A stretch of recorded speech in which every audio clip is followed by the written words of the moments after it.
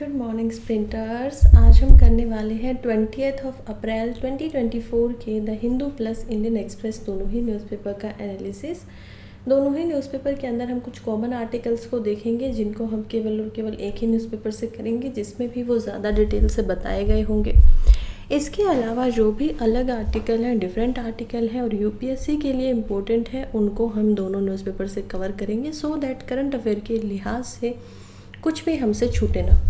Start करते हैं आज के पहले आर्टिकल से, जो कि है बेंगलुरु's किया नेम्ड बेस्ट रीजनल एयरपोर्ट इन साउथ एशिया।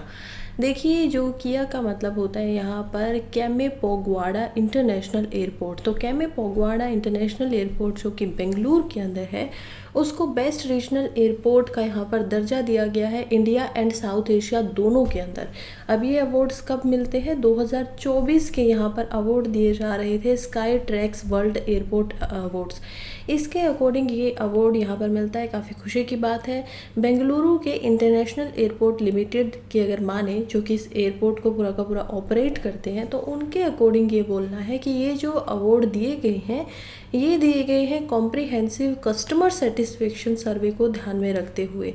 किया के 2 टर्मिनल है, किया के टर्मिनल 2 की अगर देखे जाए तो उसको भी यहाँ पर सेकंड पोजीशन मिली है। यानी एक ही एयरपोर्ट के 2 अलग अलग टर्मिनल्स को, पहले को मिलती है फर्स्ट पोजीशन, दूसरे को मिलती है second position in all over south Asia के अंदर। और हम देख पाते हैं कि ये टर्मिनल जस्ट 18 महीने पहले ही अभी खुला था। जो सेकंड टर्मिनल की हमने बात की, जिसको सेकंड पोजीशन यहाँ पर मिली थी। खैर, अभी अगर हम और बात करें तो टर्मिनल 2 को 2023 में जब वो खुलता है तो उसको यूनेस्को की तरफ से Prix Versailles world most beautiful airport award भी यहाँ पर दिया गया था, जो कि सिर्फ और सिर्फ दिया गया था इसके इंटीरियर को ध्यान में रखते हुए। आप देख पाएंगे कितना खूबसूरती से इसकी जो छत है और उससे जो वॉल हैंगिंग्स यहाँ पर लटक रही हैं, वो कितने खूबसूरत से लगाए गए हैं। LEED प्लेटिनम सर्टिफिकेशन इनको दिया गया है कि ये बहुत खूबसूरत इन्होंने बनाया है और यहाँ पर जो लोग हैं वो आकर खुश रहते हैं। नेक्स्ट आर्टिकल की तरफ बढ़ते हैं, लेकिन उससे पहले बता दूं कि अगर कोई भी मेरे साथ जुड़ना चाहता है तो टेलीग्राम के ऊपर भी मेरा एक ग्रुप है यूपीएससी स्प्रिंट करंट अफेयर के नाम से, वहाँ पर आप जाकर जुड़ सकते हो। उसके लिए आप टेलीग्राम पे या तो सर्च कर सकते हो या फिर आप मेरी जो ये वीडियो चल रही है इसी के कमेंट बॉक्स में चले जाइए, वहाँ पर भी आपको इसका लिंक मिल जाएगा। अच्छा, इसको ज्वाइन करने का फ़ायदा क्या होगा? सबसे पहले तो जो आर्टिकल हम यहाँ डिस्कस कर रहे हैं उनकी फ़ोटो के साथ में जो रियल आर्टिकल न्यूज़पेपर में आता है, और वो भी आपको मिलेगा हाईलाइटेड फॉर्म के अंदर, ताकि अगर आप पढ़ना चाहें तो आपको पता हो कि इम्पोर्टेंट क्या है। साथ ही में उसी के प्रीलिम्स के नोट्स यहाँ पर आपको मिल जाते हैं। इसी के अलावा जो इन आर्टिकल से पहले सवाल पूछे गए हैं, यूपीएससी के प्रीलिम्स के अंदर जो सवाल आए हैं और जो इनसे रिलेटेड हैं, वो भी आपको मिल जाएंगे क्विज़ की फॉर्म के साथ, ताकि आपको जितना भी समझ में आया है आप उसको यहाँ पर लागू करके क्वेश्चन का आंसर करके समझ सके कि ठीक है, मेरी अभी तक की नॉलेज कितनी है, क्या मैं उस साल अगर प्रीलिम्स में बैठा होता तो इस सवाल को सॉल्व कर पाता या कर पाती या नहीं। इसके अलावा आपको मेन से रिलेटेड भी यहाँ पर क्वेश्चंस मिल जाते हैं, जो भी आर्टिकल से PYQ आया हुआ है। और जो वीडियो आप ये देख रहे हैं, इसी का आपको PDF फॉर्म में PPT भी मिल जाती है, सो दैट जो आर्टिकल्स बहुत इंपॉर्टेंट आर्टिकल हैं, यही आर्टिकल बिल्कुल हाईलाइटेड फॉर्म के अंदर आपको मिल जाते हैं। सो ज्वाइन कर लीजिए। नेक्स्ट आर्टिकल की तरफ बढ़ते हैं, जो कि है a world in disarray a concern about the future. देखिए, आर्टिकल जो है लिखा गया है MK नारायण के द्वारा, और ये लिखते हैं कि जो एक कंसर्न है फ्यूचर को लेकर। अब ये कंसर्न क्यों फ्यूचर को लेकर? क्योंकि ये बातें कर रहे हैं अलग अलग यहाँ पर जो इन्फ्लुएंस फ़िलहाल चल रहा है, जैसे कि पूरे के पूरा वर्ल्ड जो है वो रेकलेस हो चुका है। हम देख पा रहे हैं कहीं यूक्रेन और रशिया की लड़ाई हो रही है, कहीं यहाँ पर गाज़ा इजराइल की लड़ाई हो रही है, ईरान जो है वो बीच में आ गया है, कूद गया है, USA पहले से ही बीच में था। तो हर जगह पे कहीं ना कहीं प्रॉब्लम्स दिखाई दे रही हैं। फिर अगर हम अपने पड़ोस में देखें तो म्यांमार के अंदर हम देख पाएंगे कि मिलिट्री का रूल यहाँ पर चल रहा है। अफ़गानिस्तान, पाकिस्तान और अफ़गानिस्तान के बीच में लड़ाइयाँ हो रही हैं।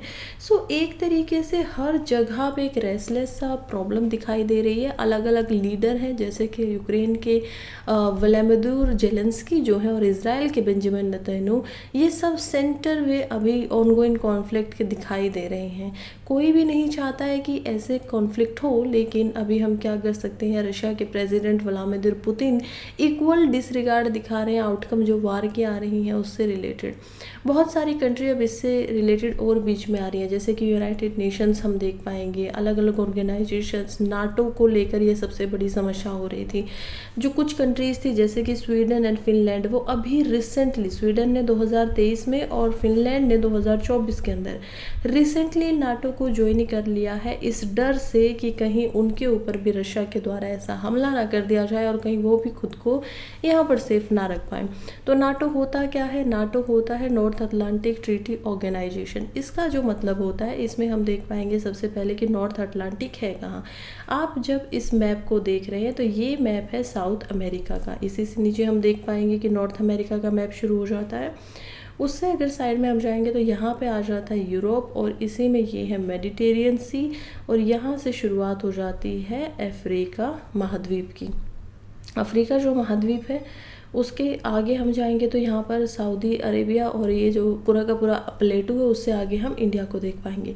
तो ये जो आपको एश की शेप में सी दिखाई देता है, ये होता है अटलांटिक सी। ऊपर देख पाएंगे तो नॉर्थ अटलांटिक है, नीचे देख पाएंगे तो साउथ अटलांटिक। इधर हम देख पाएंगे पैसिफिक सी है, यानी कि नॉर्थ पैसिफिक सी, और नीचे देखे जाएंगे तो साउथ पैसिफिक सी। इसको बांटा कैसे हुआ है? इक्वेटर की जो लाइन है उससे हम इसको बांट देते हैं। 0 डिग्री, वैसे तो इक्वेटर की लाइन यहाँ से जानी चाहिए, तो 0 डिग्री से जो यहाँ पर लाइन बढ़ती है वो इनको ऊपर नीचे बांट देती है। तो जो नॉर्थ अटलांटिक की कंट्री, अब नॉर्थ अटलांटिक की कंट्री क्या क्या होंगी ज़रा सोच कर देखिए। हम बात करें यहाँ पर साउथ अमेरिका की, इधर हम बात करें यूरोप की, यहाँ पर यूरोप लगता है। तो जो ये नॉर्थ अटलांटिक के यूरोप और यहाँ पर अमेरिका की नॉर्थ अमेरिका की कंट्रीज़ हैं, वहीं इसकी मुख्यतः क्या बनाती हैं? भाग बनाते हैं अलग अलग कंट्री। और यूक्रेन भी क्या चाहता था कि 2022 के अंदर या 2021 के लास्ट में वो भी यहाँ पर नाटो का एज अ मेंबर बनना चाहता था। रशिया को लगा कि अगर नाटो इतना नज़दीक आ जाएगा, क्योंकि यूक्रेन और रशिया तो बहुत ही ज़्यादा क्लोज है, बॉर्डर लगते हैं उनके, तो नाटो अगर इतना नज़दीक आ गया तो सीधी सी बात है कि अमेरिका इतना नज़दीक आ गया, क्योंकि मेन तो उसका सबसे बड़ा प्रमुख भाग वही है, और वो अगर इतना नज़दीक आ जाता तो वहाँ से वो बिल्कुल मिसाइल्स वगैरह यहाँ पर कर सकता है। तो इसी वजह से रशिया को ये बात पसंद नहीं आई और उन्होंने यूक्रेन के ऊपर इसके बदले में ज्वाइन करने से पहले ही क्या कर दिया? हमला कर दिया। लगातार तब से ये फाइट चल रही है। अभी यूक्रेन का इनडायरेक्ट तरीके में तो यहाँ पर साथ दिया गया, क्योंकि उसने नाटो को ज्वाइन नहीं किया गया था। नाटो की ट्रीटी की एक शर्त ये भी होती है कि अगर नाटो के किसी भी यहाँ पर कंट्री मेंबर के ऊपर किसी ने भी हमला किया, अटैक किया, तो वो अटैक डायरेक्टली मान लिया जाता है कि नाटो के ऊपर किया गया है। और इसी वजह से नाटो की सभी कंट्रीज़ मिलकर उस एक कंट्री के ऊपर या 2 कंट्री के ऊपर यहाँ पर अटैक करती है। सब एक साथ आ जाते हैं और डायरेक्टली अटैक कर लेते हैं, क्योंकि उनकी ट्रीटी का ये एक इम्पोर्टेंट एस्पेक्ट है। यूक्रेन ने अभी तक उनकी ट्रीटी को क्योंकि यहाँ पर साइन नहीं किया था, तो इस वजह से आज के समय पे यूक्रेन जो है वो नाटो का मेंबर नहीं है। हालांकि बहुत सारी कंट्रीज़ ने डायरेक्टली इनडायरेक्टली यूक्रेन की बिल्कुल मदद की है, पैसे से मदद की है, वेपन्स से मदद की है, उनको वेपन्स दिए गए हैं। और हम देख पाते हैं कि ये सारी सिचुएशन आने के बाद में भी अब नई नई सेट ऑफ अलायंस देखने को मिलता है। हम देखते हैं कि कैसे कियोस बढ़ रहा है। 2022 से ही हम देखते हैं जियोपॉलिटिक्स जो है वो अलग अलग स्टेज पे अलग अलग डिसरे के ऊपर यहाँ पर काम कर रही है। कहीं पे रूल बेस्ड इंटरनेशनल ऑर्डर काम कर रहा है, कहीं पे हम देख रहे हैं कि वेस्ट की एक खुद की क्रिएशन चालू हो रही है, जो कि आज के समय पे वर्चुअली डेड दिखाई दे रही है। अब ये सब बातें मैं क्यों बोल रही हूँ? क्योंकि आप खुद ही सोचिए, जैसे कि हम वेस्ट एशिया के बारे में आकर सिचुएशन को देखते हैं तो वो भी थोड़ा सा क्रिटिकल है।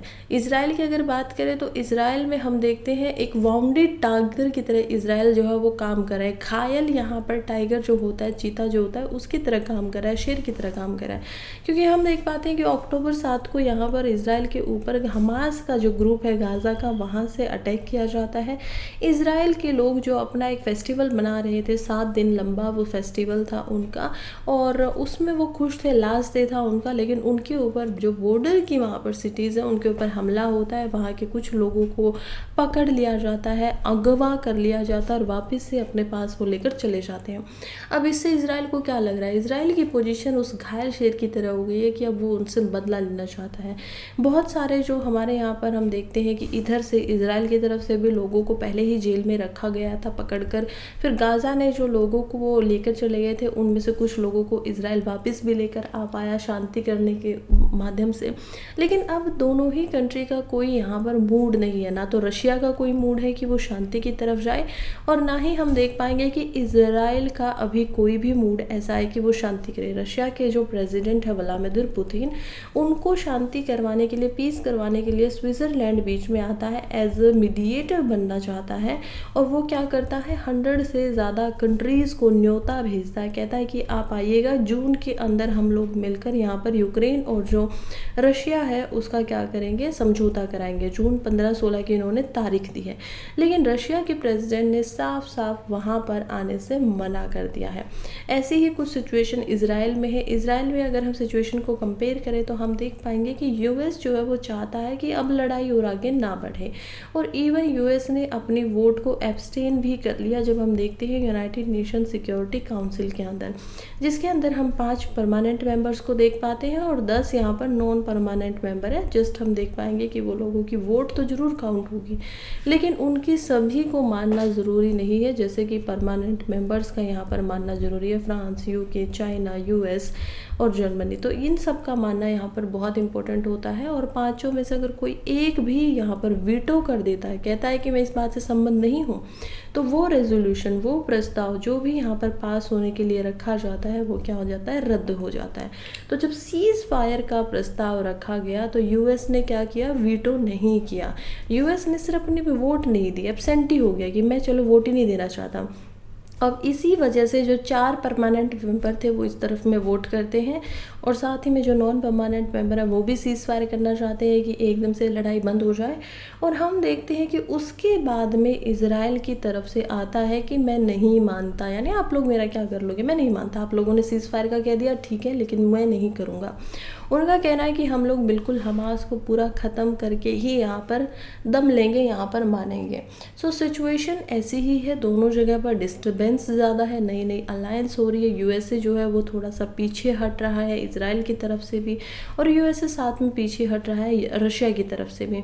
हम देख पाते हैं कि यहाँ पर किस प्रकार से ईरान के साथ में एक नया युद्ध तरीके का शुरुआत जो है वो ऑलरेडी हो चुकी है इजराइल के ऊपर, और यूएस ने खास कर बड़ी अच्छे से ये बात इजराइल को समझा दी है कि अगर ईरान के ऊपर वो हमला करते हैं, दोबारा से रिटेलिएशन किया जाता है, तो उसमें वो यूएस को अपने साथ में खड़ा हुआ नहीं पाएंगे।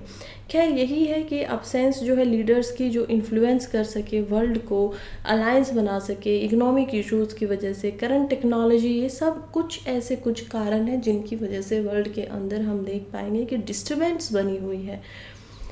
आगे बढ़ते हैं नेक्स्ट आर्टिकल की तरफ, जो कि है India's nuance approach in the South China Sea. बात हो रही है इंडिया की और साउथ चाइना के सी की। देखिए हमें हमेशा से पता है कि जैसे कि एक है इंडियन ओशन, वैसे ही हम देख पाएंगे एक है साउथ चाइना सी। अब देखिए इंडियन ओशन जो है उसके अंदर क्योंकि चाइना की यहाँ पर इन्फ्लुएंस बहुत ज़्यादा बढ़ रहा था, तो इसी वजह से पिछले कुछ दशक से, खास करके 2014 के टाइम से हम देख पाएंगे इंडियन ओशन के अंदर मैरीटाइम यानी कि समुद्री जो यहाँ पर हमारी सिक्योरिटी होती है उसको एक तो बढ़ा दिया गया है। इसी के साथ साथ में दूसरा यहाँ पर क्या किया है, लुक ईस्ट पॉलिसी का इस्तेमाल किया गया है कि यहाँ से जो ईस्ट वाली कंट्रीज़ है जिनके ऊपर चाइना का इकलौता इन्फ्लुएंस है, उनके ऊपर इंडिया भी देखे, उनसे अच्छे रिश्ते बनाए। अपने जो आस पास की नेबर कंट्रीज़ है, चाहे उसमें ऑस्ट्रेलिया आए, चाहे इंडोनेशिया आए, थाईलैंड आए, जापान आए, तो इन सब की तरफ हमें ईस्ट की तरफ भी देखना है। अभी तक क्या था फिलॉसफी कि वेस्ट की तरफ देखो, तो हम एक नई फॉरेन पॉलिसी हमारी लेकर आते हैं। अभी मार्च 2024 की बात करें तो इंडिया के जो एक्सटर्नल मिनिस्टर हैं एस जयशंकर, उन्होंने आर्टिकुलेट किया था, एक जॉइंट मीटिंग में वो थे, और उन्होंने अपनी स्टेटमेंट देते हुए ये बोला, जब वो मनीला के अंदर जाते हैं, मनीला क्या है, एक आइलैंड ग्रुप है और फिलीपींस के अंदर ये पाया जाता है, तो मनीला के अंदर वो जाते हैं और इंडिया की तरफ से स्टेटमेंट देते हैं कि इंडिया पूरा का पूरा अपना सपोर्ट जो है इंडिया का वो फिलीपींस को देता है जब उसकी खुद की नेशनल सॉवरेनिटी की बात आती है।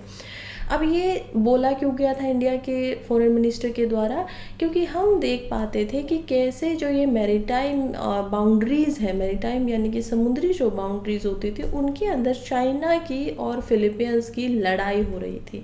तो इस लड़ाई की वजह से चाइना दिखा रहा था कि खुद को मैं तो बहुत शक्तिशाली हूँ, और फिलीपींस जो है वो एक छोटा एज़ कम्पेयर टू चाइना एक कंट्री है। लेकिन हमारे मिनिस्टर वहाँ पे जाकर बोलते हैं कि उनकी जो खुद की नेशनल सॉवरेनिटी है, नेशनल सॉवरेनिटी का क्या मतलब होता है, राष्ट्रीय स्तर पे आप लोग बिल्कुल आज़ाद हो, इंडिपेंडेंट हो, सॉवरन हो।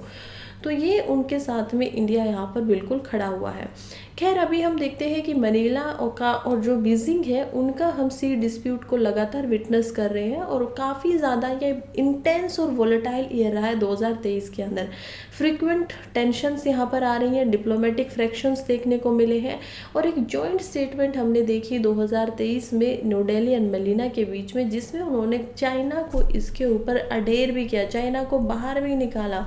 उन्होंने कहा कि चाइना जो है वो एक्चुअली में जो रूल बनाए गए हैं मैरीटाइम ऑर्डर को लेकर उन पे वो मान नहीं रहा है, उनके हिसाब से काम नहीं कर रहा है, और इंटरनेशनल कोर्ट ऑफ जस्टिस के अंदर भी इसको लेकर जाया गया, जिसमें वहाँ पर हम देखते हैं कि इंटरनेशनल कोर्ट ऑफ जो जस्टिस है उनकी खुद की एक रूलिंग आती है 2016 के अंदर, और वो रूलिंग जो आई थी वो भी आई थी यहाँ पर मनीला यानी कि फिलीपींस के फेवर के अंदर में ही। तो यही हम देख पाते हैं कि आईसीजी के द्वारा भी इनको बार बार बताया गया है, चाइना को भी, कि देखिए ये रूल है, आपको इनके अंतर्गत यहाँ पर काम करना चाहिए, लेकिन चाइना ऐसा कर नहीं रहा है।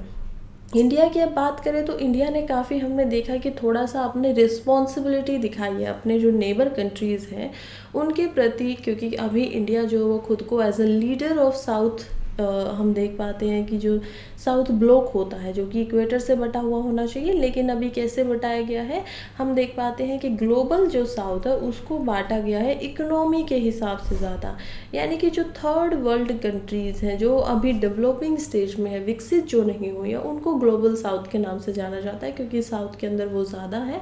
इसी वजह से इंडिया उनका खुद का लीडर भी है, और वो खुद भी चाहता है कि मेरे आसपास की जो कंट्री है मैं उनको भी यहाँ पर बिल्कुल बड़े भाई की तरह प्रोटेक्ट करूँ, या फिर उनको क्या करूँ, एक इंडिविजुअली यहाँ पर सतर पे आकर उनको अपने बराबर मानकर उनकी जो परेशानियाँ हैं उनके ऊपर काम किया जाए। खैर इंडिया की पॉलिसी में क्या क्या बदलाव आया, चलिए ज़रा इसको समझते हैं। इंडिया की जो पॉलिसी है, जैसे कि इंडिया की जो एंगेजमेंट है वैसे रीजन्स के साथ में जो प्राइमरली इकोनॉमिक हम देख पाएंगे कि ज़्यादा है। इनिशियली हमने इकोनॉमिक लेवल पे इसको शुरुआत किया था जब हम लुक ईस्ट पॉलिसी को बनाते हैं कि हमें जो ट्रेड है वो यहाँ पर शुरू करना है ईस्ट की कंट्रीज़ के अंदर भी, ताकि हमारी जो इकोनॉमिक इंटीग्रेशन है साउथ ईस्ट एशिया के साथ में वो यहाँ पर बढ़ सके। पार्टिसिपेशन हम देख पाते हैं इंडिया की गवर्निंग जो इकोनॉमी है या जो स्टेट ओन्ड एंटरप्राइजेज है, जैसे कि oil and natural gas corporation, वो क्या करती है, ओएनजीसी यहाँ पर बाहर जाती है, और जो अलग अलग ये कंट्रीज़ है हमारे आसपास के अंदर उनमें वो जाकर काम करती हैं। खास करके जैसे कि इनको हम देख पाते हैं वियतनाम के एक्सक्लूसिव इकोनॉमिक जोन के अंदर, तो वियतनाम में भी हम इसको देख पाएंगे। ये सब क्या था, ये पॉलिसी का सबसे पहला जो दौर था वो था सिर्फ इकोनॉमिक तरीके से दूसरी कंट्रियों के साथ में एंगेजमेंट करना। धीरे धीरे हम देखते हैं कि यहाँ पर इंडिया ने अभी क्या करना शुरू कर दिया है, इकोनॉमिक स्टेक को तो वो मानता ही है, उसके साथ साथ में उन्होंने प्रिंसिपल ऑफ फ्रीडम की तरफ भी यहाँ पर अपना पूरा सपोर्ट दिखाना शुरू कर दिया है। प्रिंसिपल ऑफ फ्रीडम के हिसाब से कोई भी कंट्री जो फ्री है कंट्री है, सॉवरन कंट्री है, उसके पास खुद में ये अधिकार होता है कि वो अपने खुद के मैरीटाइम रिसोर्सेज का एक्सप्लोरेशन करें, उनको लेकर आए, उनमें रिसर्च करें, और जो भी यहाँ पर इंटरनेशनल लॉ के तहत में बाउंड्री बनाई गई है, जैसे कि क्या बाउंड्री बनाई जाती है, आपका बनाया जाता है कि एक होता है आपका खुद का पूरा मैरीटाइम जोन, यानी कि कंट्री के अंदर वो बिल्कुल आएगा, उसमें कोई भी अदर कंट्री यहाँ पर नहीं भाग ले सकती है, तो वो होता है हम देख पाएंगे 25 नॉटिकल माइल्स तक का। दूसरा हम देख पाएंगे ये जो एक्सक्लूसिव इकोनॉमिक जोन को हम देख पा रहे हैं, ये यहाँ पर निकाला गया है 200 नॉटिकल माइल तक का, कि इतने माइल्स तक जो समुद्र होता है वो किसी कंट्री का इकोनॉमिक जोन माना जाता है, वहाँ पर वो जाकर रिसर्च कर सकती है, वहाँ से कुछ रिसोर्सेज निकालना चाहती है निकाल सकती हैं। ये इंटरनेशनल लेवल के अकॉर्डिंग सबको रूल्स के हिसाब से बांटा गया है। हालांकि कुछ कंट्रीज़ ऐसे भी हैं जो बहुत आसपास है, तो उनके लिए भी बाउंड्री को बांट दिया गया है, जैसे कि हम श्रीलंका और इंडिया की ही बाउंड्रीज़ को देख पाएंगे। तो ये भी इंटरनेशनल लेवल के स्तर पर, अंतर्राष्ट्रीय स्तर पर यहाँ पर अलग अलग जो कानून है उनके तहत इनको बांटा जाता है।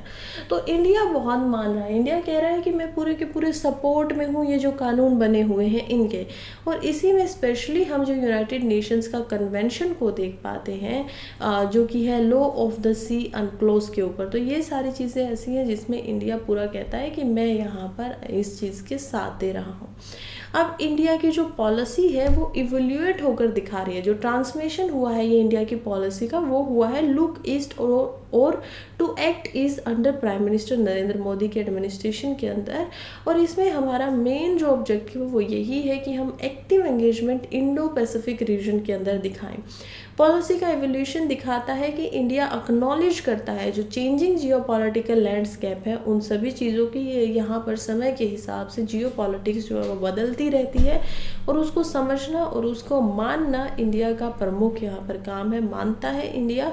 मल्टी फेसिड हमारी फॉरेन पॉलिसी है। एक्ट ईस्ट पॉलिसीज़ की तरफ में भी जब हम बात करते हैं, यहाँ पर हमने स्ट्रेटेजिक पार्टनरशिप को भी इंक्लूड किया है।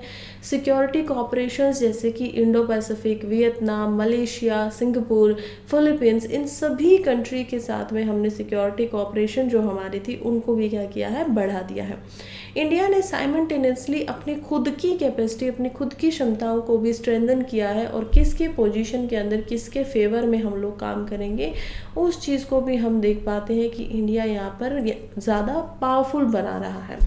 खुद की पोजीशन में हम देख पाएंगे कि मिशन बेस्ड डिप्लॉयमेंट किए जाते हैं, यानी कि हम अगर किसी कंट्री के साथ में अपनी सिक्योरिटी कोऑपरेशन कर रहे हैं तो वहाँ पर हमारे कुछ मैरीटाइम जाएंगे जो मिशन बेस्ड जाकर डिप्लॉय होंगे। जो हमारी मैरीटाइम डोमेन अवेयरनेस है उसको री-इन्फोर्स किया जा रहा है, और डीप वाटर मैरीटाइम फैसिलिटीज़ का भी यहाँ पर पूरा ध्यान रखा जा रहा है। फिलहाल इंडिया की टाइज़ क्या है चाइना के साथ में। देखिए, जब हम बात करते हैं कि इंडिया चाइना सी के ऊपर कोई स्टेटमेंट निकाल रहा है, तो हमारे जो रिश्ते हैं चाइना के साथ में जियोपॉलिटिकल लेवल पे वो कोई बहुत बेहतर तो है नहीं। हमें पता है कि जियोपॉलिटिकल टेंशन जो है साउथ चाइना सी के अंदर, वो हमारे रिश्तों को, पर्टिकुलरली जो चाइना का टेरिटोरियल क्लेम है हमारे खुद के इंडिया के ऊपर, उसको क्या बना देता है, और ज़्यादा चाइना को अग्रेसिव बना देता है। ऐसे सिचुएशंस में इंडिया का स्टेंस बहुत ही नुएंस है। इंडिया बिल्कुल बोल रहा है कि हम लोग लेस कोशियस नहीं है, सोच समझ कर ये बात बोल रहे हैं। जो इवोल्यूशन हुआ है इंडिया की पोजीशन का साउथ चाइना सी के ऊपर, उसको डीकपल्ड नहीं किया जा सकता है, हटाया नहीं जा सकता है। हमारे बेशक से चाइना के साथ में जो रिश्ते हैं वो जटिल हैं। हमें पता है कि हमारा स्टैंड ऑफ चल रहा है 3 साल से, लगातार एक जगह पर हम सब खड़े हुए हैं और कह रहे हैं कि चाइना ज़्यादा गलती से और अग्रेसिव होकर हमारी ज़मीन के ऊपर आकर उसको लेना चाहता है। जैसे कि एग्जांपल यहाँ पर किसका है, गलवान वैली का। तो उसमें हम लोग बिल्कुल फ्रंट लाइट के ऊपर साउथ चाइना सी में दिखाई दे रहे हैं, लेकिन इसका मतलब ये नहीं है कि इंडिया जो है वो डर जाएगा चाइना से और डर कर अपनी स्टेटमेंट को यहाँ पर अच्छे से नहीं देगा। तो ये बिल्कुल भी यहाँ पर सोचना नहीं चाहिए। नेक्स्ट आर्टिकल की तरफ बढ़ते हैं, जो कि है is the government justified in targeting terrorist outside the border. देखिए, बात चल रही है कि क्या गवर्नमेंट को ये जस्टिफाई किया जा सकता है जब वो आतंकवादियों को अपने देश में ना रहते हुए, अपनी खुद की टेरिटरी में ना रहते हुए बाहर ले जाकर, बाहर की कंट्री में जाकर, चाहे एग्जांपल यहाँ पर लिया जा सकता है कनाडा का, एग्जांपल यहाँ लिया जा सकता है यूएसए का, और एग्जांपल हम ले सकते हैं पाकिस्तान जैसी कंट्रीज़ में, जहाँ पर इंडिया के कुछ जो गवर्नमेंट है उनके प्रतिनिधि तो जाते हैं और वहाँ पर जाकर जो भी इंडिया में जिनको आतंकवादी बोला गया है उनको जाकर मार रहे हैं। जैसे कि हम पन्नन का यहाँ पर एग्जांपल ले सकते हैं। गुरवंत सिंह पन्नन में है, जिनको यहाँ पर 6 सेपरेस्ट थे, इनको मारा जाना था यूएस के अंदर, और ऐसा माना भी गया है कि एक ऐसे इंडियन नेशनल है जिनको प्लॉटिंग की जा रही थी इनको यूएस में मारने की। कनाडा के अंदर ही यहाँ पर हम देख पाते हैं कैसे ही जो सिटीजन थे कनाडा के, उनको ऑलरेडी मार ही दिया गया था। तो असैसिनेशन इनकी भी होने वाली थी, लेकिन ऐसा यूएस के कुछ जो मेन यहाँ पर हम देख पाते हैं सिक्योरिटी, उनका बोलना है कि हमने इसको बचा लिया। लेकिन ये कौन कर रहा है? इंडिया की गवर्नमेंट कर रही है। तो कनाडा और इंडिया जो है उन्होंने बिल्कुल बाहर निकल कर, कनाडा ने बोला कि इंडिया की जो ऑफिशियल है गवर्नमेंट है उसके द्वारा ये सब कुछ किया जा रहा है। हालांकि इंडिया की गवर्नमेंट ने उनसे प्रूफ भी मांगे, कनाडा यहाँ पर प्रूफ देने में असक्षम रह पाया। तो इसी वजह से इस बात पे ज़्यादा मुद्दा जो है वो बहुत बड़ा तो नहीं बन पाया। लेकिन स्टिल हमें ये बात ज़रूर समझ में आती है कि येस, इंडिया की गवर्नमेंट के ऊपर यहाँ पर सवाल बार बार उठ रहे हैं। तो क्या ये सच है, और कितना इस हद तक जाकर इंडिया की गवर्नमेंट ऐसे काम कर भी सकती है, नहीं कर सकती है? पिछले महीने हम देख पाते हैं द गार्डियन नाम का एक जो जर्नल है उसके अंदर एक रिपोर्ट छापी जाती है। रिपोर्ट का नाम होता है India government had killed about 20 people in Pakistan since 2020। यानी कि भारतीय गवर्नमेंट ने पाकिस्तान के अंदर 2020 से लगभग 20 ऐसे इंसान हैं जिनको मार दिया गया है। अब ये एक पार्ट है border plan to eliminate terrorist on foreign soil, यानी कि एक उनका खुद का पार्ट है जो कि है कि आप अपनी कंट्री में ना रहते हुए बाहर जाकर जो टेररिस्ट हैं उनको मारें। और जो हमारे डिफेंस मिनिस्टर है राजनाथ सिंह, उन्होंने जब इसके ऊपर ऐसी बातें लगी तो उन्होंने बोला कि देखिए, इंडिया जो है अगर टेररिस्ट ऐसा करेंगे, इंडिया में नुकसान पहुंचाने की बात करेंगे, तो बिल्कुल इंडिया रिस्पॉन्स देगा और पाकिस्तान के अंदर घुस कर टेररिस्ट को, आतंकियों को यहाँ पर मारेगा। कुछ दिनों के बाद में एक स्टेटमेंट आई थी कुछ समय पहले, यहाँ पर हमारे जो प्रधानमंत्री हैं उनके द्वारा भी एक स्टेटमेंट दी गई और उन्होंने स्टेटमेंट में बोला कि अंडर ए स्ट्रॉन्ग गवर्नमेंट, आप जब किसी एक शक्तिशाली गवर्नमेंट के अंदर होते हैं तो आतंकवादियों को घर में घुस के मारा जाता है। Terrorist are being killed in their homes. ये इंडियन गवर्नमेंट को की तरफ से स्टेटमेंट है। तो क्या ये जस्टिफिशिएबल है? क्या इनको जस्टिफाई किया जा सकता है कि सही में ये ठीक कर रहे हैं, नहीं कर रहे हैं, टारगेटेड टेररिस्ट को मार रहे हैं? तो ये इसके ऊपर हम ज़रा यहाँ पर सवाल करेंगे और देखेंगे। तो सबसे पहला सवाल यही बनता है कि देखिए, यूएस के ऊपर, जैसे यूएस से क्या किया था, पाकिस्तान में यूएस भी गया था और जाकर उसने ओसामा बिन लादेन को मारा था 2011 में। फिर इज़राइल की बात करें तो इज़राइल की जो मोसाद है, जैसे कि हमारी रो होती है और वैसे ही तरीके से जो मोसाद है वो क्या है, इंटेलिजेंस एक एजेंसी है इज़राइल की। तो मोसाद भी यहाँ पर बाहर निकलती है और मोसाद भी ऐसी जो है किलिंग है वो करके आती है। फिर हम देखते हैं चाहे इंडिया हो या रशिया हो, जब ये दो कंट्रीज़ करते हैं तो वेस्ट क्या करता है, इनके ऊपर सेक्शंस लगा देता है, क्वेश्चन उठा देता है एकदम से। तो क्या ये डबल स्टैंडर्ड की तरह दिखाई नहीं दे रहे हैं? क्या ये जो ट्रांजिशनल किलिंग है इनके ऊपर हम देख पाते हैं कि वही वेस्ट जब ये काम खुद करता है तो सब चुप हैं, कोई फ़र्क नहीं पड़ रहा है, सब उनको वाहवाही कर रहे हैं। लेकिन जब यही काम किए जाते हैं रशिया या इंडिया के द्वारा तो यहाँ पर उनके ऊपर बार बार सैंक्शंस लगा के उनको बुरा बताया जाता है। तो इसके बारे में हमें क्या सोचना चाहिए? अब यहाँ पर हम देखेंगे सबसे पहले कि टारगेटेड किलिंग की क्या कोई डेफिनेशन है, आप किसी को टारगेट करके मार रहे हैं? तो यहाँ पर हम देखते हैं कि आर्टिकल साफ साफ बता रहा है कि ऐसी कोई लीगल डेफिनेशन इंटरनेशनल लॉ के अंदर, अंतर्राष्ट्रीय कानून के अंदर दी नहीं गई है टारगेटेड किलिंग को लेकर। लेकिन 3 फैक्टर ऐसे माने गए हैं कि अगर आपने इन 3 कारणों से किसी को टारगेट करके मारा है तो आपके ऊपर सवाल या आपके ऊपर कोई भी जो जवाब होंगे वो आपसे नहीं माने जाएंगे। पहला क्या होता है कि जो इंडिविजुअल है वो इंटरनेशनली लेवल पे टेररिस्ट घोषित कर दिया गया हो। अब उसको टेररिस्ट इंटरनेशनल लेवल पे कौन करेगा? यूएनएससी के द्वारा ये किया जाता है, यूनाइटेड नेशन की जो सिक्योरिटी काउंसिल है उसके द्वारा इनको टेररिस्ट घोषित किया जाता है। तो क्योंकि अब ये अंतर्राष्ट्रीय आतंकी है तो आप इसको बिल्कुल मार सकते हैं, कोई प्रॉब्लम नहीं है। दूसरा यहाँ पर टारगेट होता है कि उसको पकड़ पाना बहुत मुश्किल हो रहा हो, यानी कि उसको जुडिशियली, अगर आप उसको पकड़ना चाहते हैं और चाहते हैं कि जुडिशियल लेवल पे उनसे बातें की जाए तो वो काफ़ी मुश्किल है, वो हाथ में आता ही नहीं है, या कोई दूसरी गवर्नमेंट है जो उसको यहाँ पर सपोर्ट दे रही है तो उसको पकड़ पाना इम्पॉसिबल हो जा रहा है। और थर्ड ही इसका कारण होता है कि इससे कोई भी कोलेटरल डैमेज नहीं होना चाहिए, कि बहुत बड़ा आप मारने गए थे एक आदमी को लेकिन आसपास के रहने वाले आपने 200 आदमियों को और मार दिया जो कि निर्दोष थे। तो ये 3 चीज़ें अगर नहीं हो रही हैं तो इसका मतलब है कि यहाँ पर टारगेटेड किलिंग की जा सकती है अंतर्राष्ट्रीय लेवल के ऊपर ही। हालांकि इसकी कोई क्लियर डेफिनेशन नहीं है, लेकिन इसके ये 3 हम देख पाएंगे पहलू हैं।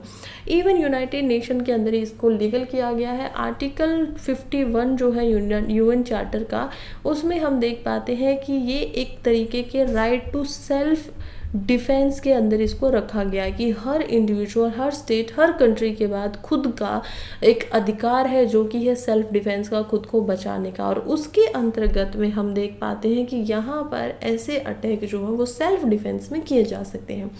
लेकिन प्रॉब्लम क्या है, देखिए जब गार्डियन स्टोरी में हम देखते हैं तो हम देख पाते हैं असैसिनेशन को, टारगेटेड किलिंग को, एक्स्ट्रा जुडिशियल किलिंग को, तो उन सभी को सेम आर्टिकल के अंदर सेम ही जगह पर रख दिया गया है। इसी वजह से ये मान रहे हैं कि जो 3 फैक्टर्स है जब ये मैच नहीं होते हैं तब क्या किया जा रहा है, तब यहाँ पर सवाल उठाए जा रहे हैं कि आपको ऐसी क्या ज़रूरत थी, ना तो वो आपको यहाँ पर परेशान कर रहा था, ना ही ये जो इंडिविजुअल है इनको इंटरनेशनल लेवल पे टेररिस्ट घोषित किया गया है। तो हालांकि इंडियन गवर्नमेंट इसमें जस्टिफाई कर सकती है कि ये क्या कर रहे हैं, यहाँ पर एक नया सिखलैंड बनाना चाहते हैं, खालिस्तान बनाना चाहते हैं। तो हमारा जो इंडिया है उसकी जो सॉवरेनिटी है उसको ये क्या करना चाहते हैं, तोड़ना चाहते हैं। और इसी वजह से इंडियन गवर्नमेंट इसको पसंद नहीं करी और सेल्फ डिफेंस में वो ऐसे काम कर रही है। खैर, अगर सिविलियन की बात करते हैं, जैसे कि यहाँ पर एक और सवाल उठता है कि बहुत सारे ऐसे पॉइंट आउट किया जा सकता है यूएस को। जैसे यूएस ने क्या किया, कई बार ड्रोन स्ट्राइक की है, उसमें बहुत सारे थाउजेंड ऑफ पीपल, सिटीजन जो थे उनकी डेथ हो गई। तो ये जो टारगेटेड किलिंग है ये कभी भी अकाउंटेबल हेल्ड नहीं की गई है। जैसे कि मोसाद की बात करें तो उन्होंने भी यूएई और अदर कंट्रीज़ में जब यहाँ पर हमले किए थे ड्रोन से, मिसाइल से, तो उसमें भी बहुत सारे बेगुनाह लोगों की डेथ हुई थी। तो ऐसा क्यों होता है, यूएस के साथ में ये इशू क्यों नहीं बन पाता है? हम देखते हैं कि देखिए ये होता है बायलैटरल पॉलिटिक्स की वजह से भी। बट हाँ, यूएस जो है उसको गिल्टी माना जाना चाहिए। जब वो टारगेटिंग किलिंग करता है तो उसके पास में भी एडिक्वेट जस्टिफिकेशन होनी चाहिए। और 3 बॉक्सेस को क्या वो जो हमने बात की अभी इंटरनेशनल टेररिस्ट, उनको वो टिक कर रहा है या नहीं कर रहा है। तो अगर नहीं कर रहा है तो उसके ऊपर में भी सवाल यहाँ पर बिल्कुल उठाए जाने चाहिए। खैर, ये थी हमारा पूरा का पूरा एक क्वेश्चन, क्या इनको जस्टिफाई किया जा सकता है कि हाँ, जस्टिफाई किया भी जा सकता है अगर ये तीनों टिक्स को यहाँ पर क्लिक कर देते हैं। और कौन करवा पा रहा है इसको, यूनाइटेड नेशन की जो सिक्योरिटी काउंसिल है उसके तहत में ये हो जाना चाहिए, इनको जब टेररिस्ट माना जाना चाहिए। यूनाइटेड नेशंस ने आर्टिकल 51 के अंदर भी इसको सेल्फ डिफेंस के यहाँ पर घोषित किया हुआ है, लीगल माना हुआ है कि ठीक है, कोई कंट्री ऐसा किसी दूसरी कंट्री के अंदर जाकर बिल्कुल कर सकती है। तो इसमें ऐसी कोई बहुत बड़ी प्रॉब्लम दिखाई नहीं देती है। नेक्स्ट आर्टिकल की तरफ बढ़ते हैं जो कि है साइंस पेज से। और हम बात कर रहे हैं यहाँ पर कि कैसे लीवर की जो प्रॉब्लम और जो गट हेल्थ है उनके बीच में क्या क्या यहाँ पर रिश्ता होता है। तो इसको नाम दिया गया है the dynamic duo enhance liver function and gut health. देखिए, फिलहाल हम बात करें कि एक ऐसा इकोसिस्टम हमारी बॉडीज का बना हुआ है जिसमें 2 अनसंग हीरोज आपस में ओवरलुक कर दिए जाते हैं। गट हेल्थ यानी कि आपका जो मेटाबॉलिज्म किया जाता है, आपकी जो गट की हेल्थ होती है पेट के अंदर, उसको हम देखते हैं। और दूसरा जो हीरो है हमारी बॉडी का वो होता है लीवर। यूजुअली इनको क्या कर दिया जाता है, इनको बाईपास कर दिया जाता है, इनके ऊपर उतना ध्यान नहीं दिया जाता है। लेकिन इन एक्चुअलिटी के अंदर इसका कितना बड़ा काम है। जैसे कि लीवर का क्या क्या काम होता है कि उसको एक तो डिटॉक्सिफाई करना होता है ब्लड को। डिटॉक्सिफाई का क्या मतलब होता है कि जो भी टॉक्सिन्स यहाँ पर हमारी बॉडी के अंदर चले गए हैं, जहरीले पदार्थ होते हैं जो हमारी बॉडी के लिए ठीक नहीं है, अच्छे नहीं है, उनको लीवर डिटॉक्सिफाई करता है, उनको लीवर बाहर निकलता है। इसके अलावा मेटाबोलाइज करता है, हमारे जो पाचन तंत्र होता है उसमें मेटाबॉलिज्म जो होता है, केमिकल रिएक्शन जो बनाए जाते हैं वो यहाँ पर लीवर के द्वारा बनते हैं। न्यूट्रिएंट्स को स्टोर करने का काम भी लीवर का होता है। कीटोसिस के प्रोसेस के अंदर जाकर वो क्या करता है कि न्यूट्रिएंट्स को पहले यहाँ पर स्टोर करता रहता है कि बाद में अगर हमारी बॉडी को ज़रूरत पड़ती है कभी तो वो उनको प्रोवाइड करवा सके। और डाइजेशन सिस्टम के अंदर भी उसका रोल होता है। हमारे इम्यून सिस्टम के अंदर भी जो गट हेल्थ है वो अपना रोल यहाँ पर दिखाती है। हालांकि दोनों को ही कई बार हम देखते हैं कि कितना सिंबॉलिक रिश्ता एक दूसरे के साथ में होते हुए भी इनको बाईपास कर दिया जाता है हम लोगों के द्वारा। ऐसा नहीं करना चाहिए और इसी वजह से ये आर्टिकल जो है हमारी अंडरस्टैंडिंग को इसमें बढ़ाएगा। यूपीएससी के पॉइंट ऑफ व्यू से ये जीएस पेपर 3 के लिए इम्पोर्टेंट हो जाता है, जहाँ पर हमें पढ़ना होता है science and technology. Science and technology में एक भाग होता है बायोटेक के नाम से। तो बायोटेक्नोलॉजी के अंदर और जो जर्नल साइंस होती है, यूपीएससी के अंदर आप प्रीलिम्स में देख पाएंगे जर्नल साइंस। तो जर्नल साइंस में हम उससे बायोलॉजी और फिजिक्स केमिस्ट्री के बारे में जो जर्नल अंडरस्टैंडिंग होनी चाहिए वो आपसे पूछी जाती है। तो बिल्कुल बायोलॉजी का ये पार्ट है, एक हमारी खुद की ह्यूमन बॉडी की हम बात कर रहे हैं। तो चलिए समझते हैं कि क्या क्या लीवर के फंक्शन है और क्या क्या यहाँ पर गट हेल्थ के सिस्टम है। पहले हम देखते हैं लीवर को। लीवर ऑफन बॉडी का पावर हाउस माना जाता है, कि जैसे किसी एक पावर हाउस से यहाँ पर इलेक्ट्रिसिटी मिलती है कई जगहों पर, वैसे ही हमारे लीवर से जो हमारी बॉडी है उसको पावर हमेशा मिलती रहती है। इसके बहुत सारे फंक्शंस हैं। वेलबींग इसको ऑल ओवर हमारी बॉडी की रखनी होती है, बिल्कुल उसको ठीक रखना है, लेकिन प्राइमरली इसका क्या काम है कि डिटॉक्सिफाई करेगा हार्मफुल सब्सटेंसेस को। और उसके अलावा इसका एक और भी काम होता है जो कि होता है एसेंशियल प्रोटीन्स को स्टोर करके रखना। गायक्लोन की ग्लाइकोजन जो होती है वो उस तरीके से उसको सिंथेसाइज करके उसको स्टोर कर लेता है एनर्जी बनाए रखने के लिए।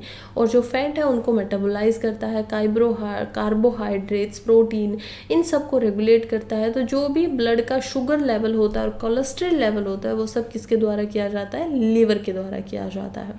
हाँ, वो मल्टीटास्किंग जो है वो एक मार्वल हम इसको बिल्कुल देख सकते हैं, लेकिन ऐसा नहीं है कि इनविजिबल है। बिल्कुल मल्टीटास्किंग जो है वो की जाती है लीवर के द्वारा, लेकिन इसी लीवर को हम लोग क्या करते हैं? खराब कर लेते हैं। अब कुछ फैक्टर्स हैं जो इसको ख़राब करते हैं, जैसे कि एक्सेसिव अगर कोई अल्कोहल कंजप्शन कर रहा है, कोई बहुत ही बड़ी मात्रा में यहाँ पर शराब का कंजप्शन कर रहा है, किसी की जो डाइट है वो काफ़ी ख़राब है, अच्छे तरीके से वो डाइट नहीं ले रहे हैं, उसके अंदर पुअर न्यूट्रिशन नहीं है, वायरल इन्फेक्शन किसी को हो चुका है, उससे भी लीवर जो होता है वो ख़राब हो जाता है। इसके अलावा हम देखते हैं कि बर्डन बहुत है यहाँ पर लीवर के ऊपर।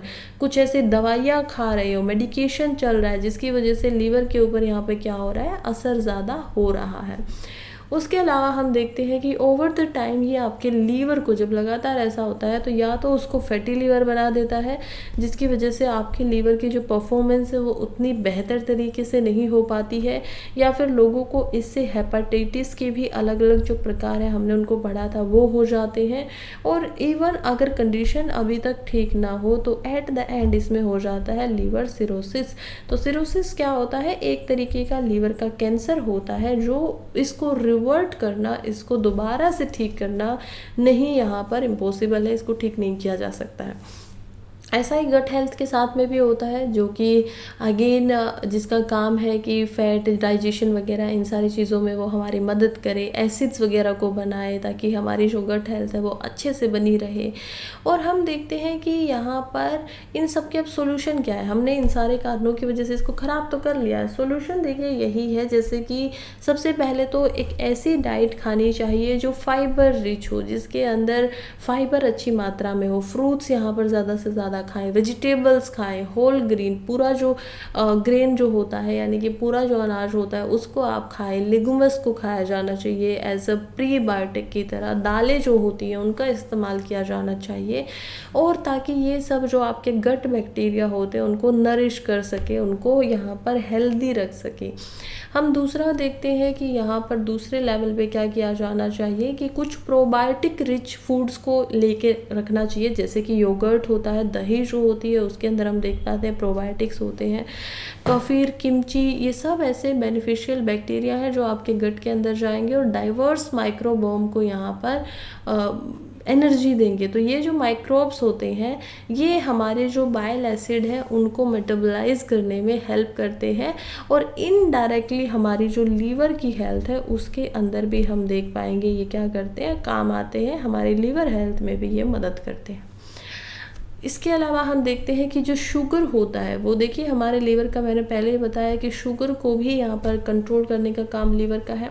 तो इसी वजह से जो भी आपकी बॉडी के अंदर शुगर होता है उसको एक्सेसिव अमाउंट में ना जाने दे। तो शुगर जो है या प्रोसेस फूड होता है उसको लिमिट करना चाहिए। आप क्या कर सकते हैं कि ज़्यादा शुगर ना खाएं, ज़्यादा जो बाहर का खाना होता है उसको ना खाएं, ताकि आपकी जो लीवर है वो हेल्दी रह सके, हाइड्रेटेड रहे। इससे बहुत इंपॉर्टेंट इम्पोर्टेंट एक और चीज़ है जो कि है हाइड्रेशन। तो आपको पानी की जो मात्रा होती है वो ठीक ठाक रूप में लेनी चाहिए ताकि आपके लीवर के फंक्शंस ढंग से हो पाए और जो टॉक्सिन्स होते हैं उनको यूरिन के थ्रू लीवर एलिमिनेट कर पाए। इससे आपकी गट हेल्थ भी ठीक होगी। इससे हम देख पाएंगे कि जो आपकी बाइल प्रोडक्शन होता है डाइजेशन के अंदर वो भी यहाँ पर ठीक रहेगा। और एट द एंड आपको अपने स्ट्रेस को भी यहाँ पर मैनेज करना होगा। अगर किसी को ज़्यादा स्ट्रेस लेवल रहता है तो उनको क्रोनिक स्ट्रेस की वजह से जो गट हेल्थ है वो कमज़ोर हो सकती है। हम देख पाएंगे कि इसी की वजह से यहाँ पर लीवर के ऊपर भी बिल्कुल असर पड़ता है। तो इसके लिए क्या किया जाना चाहिए, आप स्ट्रेस मैनेजमेंट टेक्निक को यहाँ पर प्रायोरिटाइज कर सकते हो। आप मेडिटेशन कर सकते हैं, योग कर सकते हैं, डीप ब्रीदिंग एक्सरसाइज कर सकते हैं कि आप बहुत ही हैवी यहाँ पर क्या कर रहे हो, ब्रीदिंग कर रहे हो, या फिर जिसको अगर हम बोले तो प्राणायाम भी आप कर सकते हैं। ये सारी ऐसी चीज़ें हैं जिनसे जो इसके खराब इफ़ेक्ट होते हैं स्ट्रेस के उनको मिटिगेट किया जा सकता है, ठीक किया जा सकता है। नेक्स्ट इंपॉर्टेंट आर्टिकल की तरफ बढ़ते हैं जो कि है randomised control trials the technique the transport TB care. देखिए इंपॉर्टेंट है क्योंकि अभी 2025 का ही एग्ज़ाम में आप लोग बैठने वाले हैं और 2025 के लिए ही इंडिया ने एक प्रोग्राम बनाया था जिसको बोला गया था टीबी एलिमिनेशन प्रोग्राम। इसके तहत अलग अलग कैटेगरीज हैं, जैसे कि इसमें हम निक्षय को देख पाते हैं, हम लोग केयर देते हैं लोगों को। तो हिंदी में क्योंकि टीबी को निक्षय के नाम से जाना जाता है तो इसी वजह से निक्षय के नाम से ही हम इसको इंग्लिश में भी बोलते हैं। टीबी अगर जब नहीं बोल रहे हैं तो ये जो है प्रोग्राम्स चलाए जाते हैं। तो 2025 में जो ये फुल एलिमिनेशन था कि इसको पूर्ण तरीके से ख़त्म कर देना है, उसकी तरफ इंडिया फ़िलहाल हमें दिखाई नहीं दे रहा है कि पूर्ण तरीके से ख़त्म हुआ है नहीं हुआ है। एक एग्जाम्पल के साथ में यहाँ पर श्री अरविंदा जो कि ऑथर है वो इस आर्टिकल को शुरू करते हैं। एग्जाम्पल देते हैं कमला नेहरू का। देखिए जवाहरलाल नेहरू जो थी उनकी पत्नी का नाम था कमला नेहरू और उनको हम देखते हैं कि उनको टीबी हो गया था, ट्यूबरक्लोसिस हो गया था। उनको स्विस के अंदर स्विट्ज़रलैंड की एक सेंटेटोरियम था, जैसे कि यहाँ पर रहने के लिए इनको जगह दी जाती है, हॉस्पिटल का बेड दिया जाता है। तो 1936 के अंदर उनको वहाँ पर लेकर जाया जाता है। कुछ समय तक वो वहाँ रहती हैं लेकिन अनफॉर्चुनेटली वो उसके अंदर सरवाइव नहीं कर पाती है, ज़िंदा नहीं बच पाती हैं। फिर दूसरी हम इम्पोर्टेंट पर्सनैलिटी का एक और एग्जांपल ले सकते हैं, जैसे कि एग्जांपल लेते हैं मोहम्मद अली जिन्ना का। तो M.A. जिन्ना जो थे वो भी हम देखते हैं कि अल्टीमेटली एट द एंड कुछ ही समय के बाद पाकिस्तान के जस्ट बनने के 1-2 साल के बाद में ही उनकी जो मौत होती है वो भी होती है टीबी से, ट्यूबरक्लोसिस से उनकी भी डेथ हो जाती है। तो यहाँ पे जब ऐसे ऐसे हम एग्जाम्पल्स को देखते हैं, यानी कि प्रेस्टीज ये लोग हैं, इनके पास पावर भी थी, इनके पास में पैसे भी थे, मनी भी थी, लेकिन स्टिल ये जो टीबी जो कि इनडिस्क्रिमिनेटरी है इन नेचर के अंदर, वो किसी के साथ भेदभाव नहीं कर रही है। ऐसा नहीं है कि वो सिर्फ गरीबों को हो रही है, अमीरों को नहीं होती है, वो होती सबको है और उनको उससे बचा पाना भी यहाँ पर थोड़ा सा मुश्किल है। इसी वजह से हम देख पाते हैं कि इसको ख़त्म करना कितना इम्पोर्टेंट हो जाता है इंडिया के लेवल पे या वर्ल्ड के लेवल पे, इस पे काम क्या क्या हो रहे हैं। फिलहाल जब हम बात करते हैं तो शुरुआत करते हैं कि 1882 के अंदर सबसे पहले टीबी को ढूंढ लिया गया था कि इसके होने का कारण क्या है, लेकिन आज तक भी हम इसकी एक्चुअल में कोई इम्पोर्टेंट बिल्कुल सेम ऐसी दवा नहीं बना पाए जिससे बिल्कुल इसको ठीक किया जा सके। 2024 में वर्ल्ड टीबी डे मनाया गया जिसकी थीम थी yes we can end TB, हाँ हम टीबी को ख़त्म कर सकते हैं। अब ये एक अनइमेजिबल सेंचुरीज तक रहा था, लेकिन अब ये पॉसिबल हो सकता है, वो भी हो सकता है थ्योरेटिक रेजिमेन के अंदर, यानी कि हम लोग क्या कर सकते हैं, थेरेपी कर सकते हैं, मेडिकल एडवांसमेंट और जो टायरलेस एफर्ट्स यहाँ पर मेडिकल कम्युनिटी लगाती है उन सबको जब हम लोग एक्नॉलेज करते हैं तो हमें समझ में आता है कि कितना ज़्यादा रोल यहाँ पर रिसर्च का इसके अंदर रहा है। रिवोल्यूशन की बात की जा रही है कि टीबी को ठीक करने के लिए, क्योंकि इसके ऊपर एक ऐसे भी पूछा जा सकता है, तो हमें ये सारी चीज़ों को ध्यान में रखना चाहिए। क्वेश्चंस जो आएंगे उसके नोट्स तो मैं आपको प्रीलिम्स में वैसे ही यहाँ पर शेयर करूँगी कि क्या क्या हमारा एलिमिनेशन का क्या प्रोग्राम था, अभी कितने % लोग यहाँ पर टीबी से पीड़ित हैं, घायल है टीबी से एक तरीके से, इन सब पे तो हम चर्चा करेंगे ही। लेकिन फ़िलहाल हम देखना चाहते हैं कि टीबी की एक्चुअली में में हिस्ट्री क्या रही है। टीबी जो है वो एक्चुअली में कोज होता है एक बैक्टीरिया के नाम से, जिसको जाना जाता है माइकोबैक्टीरिया ट्यूबरक्लोसिस के नाम से। तो माइकोबैक्टीरियम जो ट्यूबरक्लोसिस है वो क्या करता है, आपकी टीबी, ट्यूबरक्लोसिस को ही हम टीबी बोलते हैं, तो वो यहाँ पर टीबी का कारण बनता है। एटलीस्ट हम देख पाएंगे कि ये 3 मिलियन ईयर अगो से ही सरवाइव कर रहा है, बहुत सालों पहले से ही। लगभग हम देख रहे हैं कि यहाँ पर 30 लाख सालों से ये बैक्टीरिया जो है वो अर्थ के ऊपर है, और तभी से ये ह्यूमैनिटी के लिए एक तरीके से थ्रोन बन चुका है, एक तरीके से कांटेदार, बहुत ही बुरा ये बन चुका है बिगिनिंग ऑफ द सिविलाइजेशन से ही। अब जब हमारे पास एंटीबायोटिक्स नहीं होती थी उस समय तक इसका इलाज करना बिल्कुल इम्पॉसिबल था। इसी वजह से लोगों को सेंक्टोरियम के अंदर रखा जाता था ताकि दूसरे लोगों तक ये ना फैले। उनको ऐसे ही बेड्स वगैरह के ऊपर रखा जाता था, ज़्यादा हाई एल्टीट्यूड पे उनको रखा जाता था, ऊंचाई के ऊपर, ताकि जो ये हमारा बैक्टीरिया है इसका असर थोड़ा कम हो। ऐसा माना जाता था कि ज़्यादा ठंड के अंदर ये क्या कर पाएंगे, अपने इम्पैक्ट को कम कर पाएगा किसी भी ह्यूमन के ऊपर। या फिर आप सर्जिकल लेवल के ऊपर जैसे कि लोबोक्टोमी, आर्टिफिशियल न्यूमोथ्रॉक्स, कोलास्पिंग ऑफ द लंग्स, तो इन सारी चीज़ों को करके भी ऐसा कर पाते थे कि इसको शायद निकाल पाते, कि आपने लंग्स को ही पूरा का पूरा क्या कर दिया, आर्टिफिशियली निकालने की कोशिश की है। तो लेकिन ये भी बहुत कम सक्सेसफुल हो पाते थे, क्योंकि इसमें क्या चाहिए था, एक एक्सपर्ट कार्डियोथोरेटिक सर्जन चाहिए था, जो कि बहुत बड़ी मात्रा में थे नहीं। लेकिन फिर डिस्कवरी की जाती है एंटीबायोटिक्स की। अब ये डिस्कवरी जो की गई थी वो की गई थी सर अलेक्जेंडर फ्लेमिंग के द्वारा। ये एक नया चैप्टर लिख देते हैं टीबी की हिस्ट्री के अंदर। हाउएवर अभी जो रियल रिवोल्यूशन है टीबी के ट्रीटमेंट में वो लाया गया था सर ऑस्टन ब्रैडफोर्ड हिल के द्वारा। हिल ने खुद को, इनको एक्चुअली में टीबी थी, और खुद से बचने के लिए भी और दूसरों को बचाने के लिए भी इनके अंदर एक शक्ति आती है, एस्पिरेशन ये बनते हैं। वर्ल्ड वॉर 1 का वो समय था जब ये फिजिशियन बनते हैं, और उसके बाद में ये मेडिकल स्टैटिस्टिक के अंदर काफ़ी सारा काम करते हैं। इन्होंने इनकी जो ट्रायल टेक्निक थी टीबी को कंट्रोल करने के लिए उसको निकाला, जिसका नाम था रैंडमनाइज्ड कंट्रोल ट्रायल्स।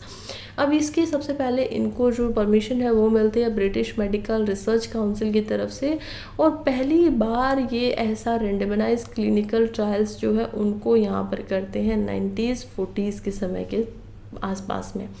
अब इसका क्या रोल है, चलिए समझते हैं। क्लिनिकल ट्रायल जो होते हैं उनको रेंडमनाइजेशन टेक्निक के अंदर से किया जाता है। रैंडम का मतलब होता है कैसे ही, ऐसे मतलब कोई चीज़ 1 2 3 4 5 की तरह ना लिखकर 2 4 5 2 1 कुछ इस तरीके से लिखा गया कि हर नंबर अपने हिसाब से ना होकर रैंडम है, कोई भी कहीं से भी कोई चीज़ आ रही है। तो ऐसे ही इन ट्रायल्स के अंदर भी रैंडम जो लोग हैं उनको ये दवाई जो है क्लिनिकल ट्रायल्स के तहत दी जाती है, सो दैट हमें पता चल सके कि यहाँ पर किसी पर्टिकुलर एक कम्युनिटी, एक तरीके के इंसानों के साथ में ये ना करके सभी लोगों के ऊपर, क्योंकि टीबी भी जो होती है वो ऑलमोस्ट सभी को हो सकती है, तो उनके ऊपर इसका काम कैसे हो सकता है।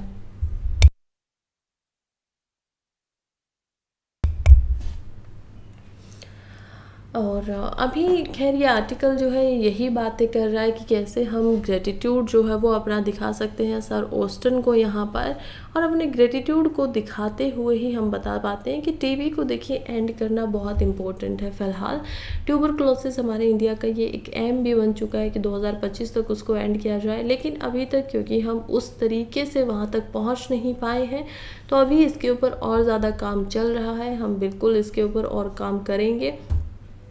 एंड अभी के लिए जो आर्टिकल पूरा का पूरा लिखा गया ये हमें महत्वता दिखाता है कि कैसे ये जो क्लिनिकल ट्रायल है, कैसे जो रिसर्च है और जो रेंडमाइज्ड हम ट्रायल्स की बात कर रहे हैं, उसके अलावा जो एंटीबायोटिक्स की बात कर रहे हैं, वो सब इम्पोर्टेंट भूमिका निभाते हैं।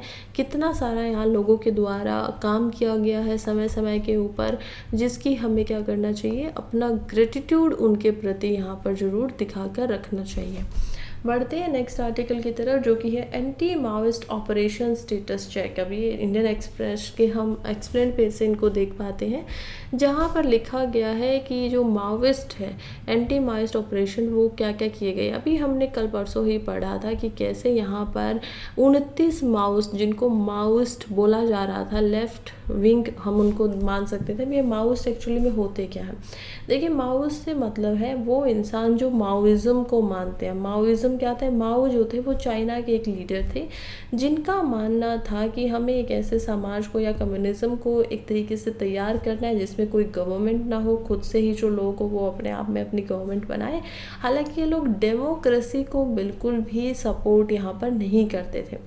अब ये जो माओइज्म का तरीका था उसमें बहुत सारे लोगों की डेथ हुई, क्योंकि ये क्या करते थे, अग्रेसिवली यहाँ पर मानते थे कि आपको अग्रेसिव होकर जो प्रेजेंट गवर्नमेंट है, जो स्ट्रक्चर है प्रेजेंट गवर्नमेंट का, उसको ख़त्म कर देना। चाहे उसमें लोगों की जान जाए तो जाने दो, उसके बाद जो समाज होगा वो सही निकल के आएगा। ऐसी कुछ फिलोसफी यहाँ पर कार्ल मार्क्स की भी हम देख पाएंगे। वायलेंट वो क्या चाहते थे, अप्स ब्रिंगिंग, यहाँ पर अपसंग चाहते थे कि ठीक है ऐसा ख़त्म होना चाहिए।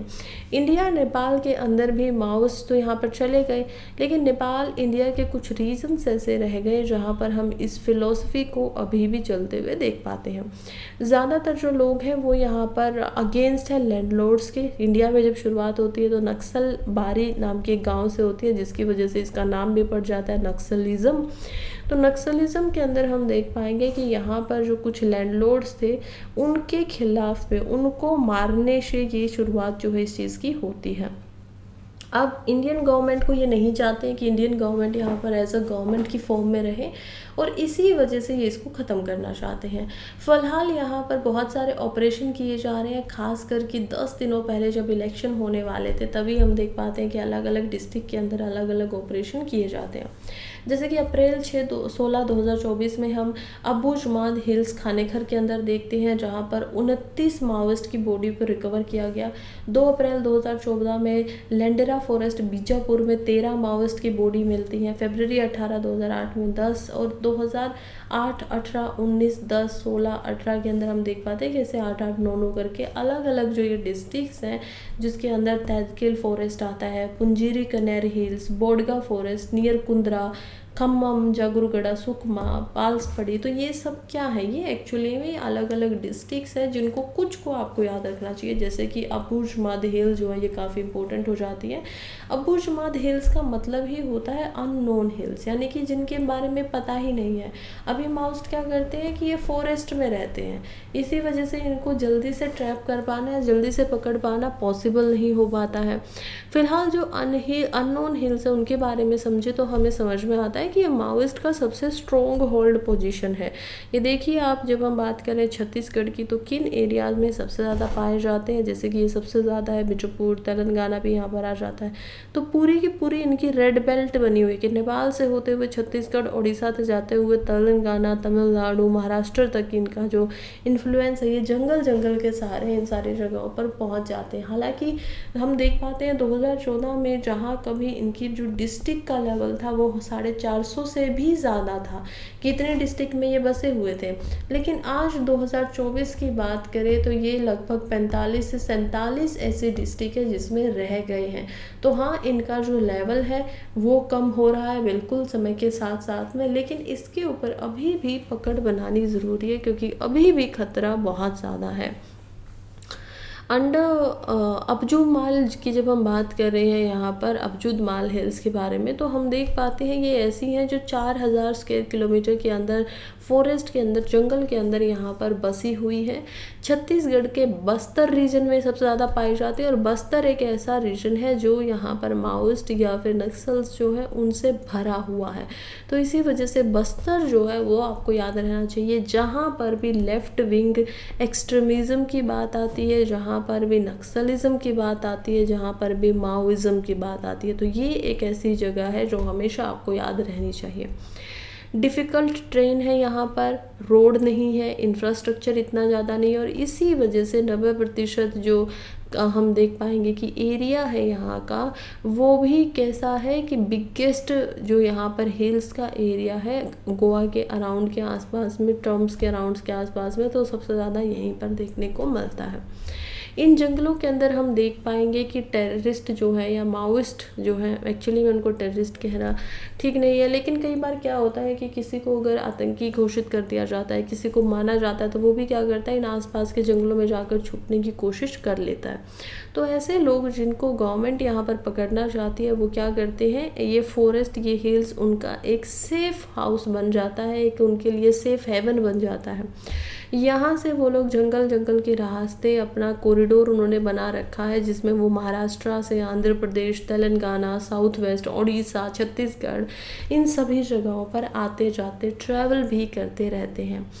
तो लेफ्ट विंग एक्सट्रीमिज़म की जब हम बात करते हैं छत्तीसगढ़ के अंदर, तो छत्तीसगढ़ इकलौती ऐसी स्टेट है जिसमें माओइस्ट कंटिन्यू तरीके से यहाँ पर प्रेजेंस बनाए रखते हैं, और सबसे ज़्यादा बिग जो अटैक होते हैं वो भी यहीं पे होते हैं। मिनिस्ट्री ऑफ होम अफेयर्स की माने तो उनका मानना है कि 70 लेफ्ट विंग अफेक्टेड डिस्ट्रिक्ट जो है कंट्री के अंदर वो पाए जाते हैं छत्तीसगढ़ के अंदर सबसे ज़्यादा, और जो सबसे ज़्यादा यहाँ पर मिलती हैं उसमें हम देखते हैं कि 7 जो है यहाँ पर जो 25 most left wing affected district है, उनमें से 7 ऐसी हैं जो छत्तीसगढ़ के अंदर है और 8 ऐसी हैं जो झारखंड के अंदर है। अब हम देखते हैं कि गवर्नमेंट में जो पार्लियामेंट के अंदर एक प्रेजेंस दिया गया था, डाटा प्रेजेंट किया गया था 2018 से 2022 के अंदर, उसमें गवर्नमेंट के अकॉर्डिंग माने तो लगभग 1132 ऐसे वायलेंट इंसिडेंट होते हैं जिसमें लेफ्ट विंग एक्सट्रीमिज़म का हमने दिखाई देता है, जो ये पूरा का पूरा चेहरा है, जिसके अंदर 335 ऐसे सिविलियन थे, नागरिक थे जिनकी ज़िंदगी चली जाती है, और 70 से 90% जो यहाँ पर डेथ होती है वो भी हम देख पाएंगे कि छत्तीसगढ़ के अंदर ही सबसे ज़्यादा होती हैं। इसी सेम पीरियड के अंदर 328 ऐसे माओइस्ट कैडर थे जिनको सिक्योरिटी फोर्सेस के द्वारा मार दिया गया, और 400 से ज़्यादा प्लान ऑपरेशन कर करके उनको मारा गया है।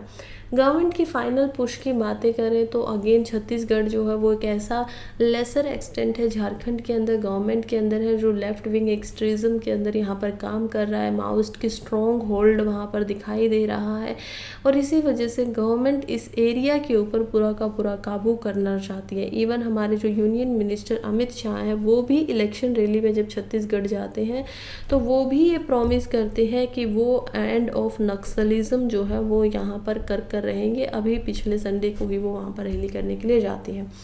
कुछ कंसर्न भी है इससे रिलेटेड। अब यहाँ तक समझ के तो हमें समझ में आ जाता है कि जीएस पेपर 3 के अंदर जो इंटरनल सिक्योरिटी है उसके अंदर हम इसको बिल्कुल लिख पाएंगे, ठीक बात है। लेकिन इसका एक दूसरा पहलू भी है जो कि है राइट वायलेशन का। गवर्नमेंट पे बार बार ये दबाव दिखाई देता है ह्यूमन राइट्स की तरफ से, एक्टिविस्ट जो होते हैं ह्यूमन राइट एक्टिविस्ट, कि आप लोग क्या कर रहे हो, एक्चुअली में लोगों के यहाँ पर जो मानव अधिकार है उनको उनसे छीन लेते हो। फेक इनकाउंटर किया जाता है सिक्योरिटी फोर्सेस के द्वारा, ऐसे ऐसे अक्यूजिशन यहाँ पर लगाए जाते हैं गवर्नमेंट के ऊपर। फरवरी में हम देखते हैं कि यहाँ पर जो फरवरी के अंदर 3 ऐसे आदमी थे जिनको मार दिया गया था इनकाउंटर के अंदर, उनकी वाइफ सामने आती है और आकर, और कुछ जो लोकल थे उनके सामने आकर पुलिस स्टेशन के सामने मार्च करती है, यानी कि धरना प्रदर्शन किया जाता है कनकर के अंदर, और कहती हैं कि उन्होंने इनिसेंट विलेजर को यहाँ पर मारा है जो कि खुद में कोई माओइस्ट वगैरह थे नहीं।